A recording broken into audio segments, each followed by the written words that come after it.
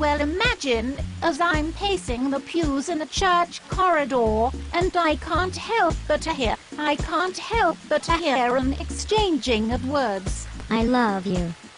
I love you too. What a beautiful wedding. What a beautiful wedding, says a bridesmaid to a waiter. And yes, but what a shame the poor groom's bride is a whore. I'd chime in with a haven't you people ever heard of closing a goddamn door?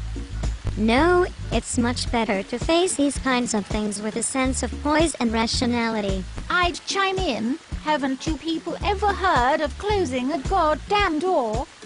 No, it's much better to face these kinds of things with a sense of... Well, in fact, I look at it this way. I mean, technically our marriage is saved.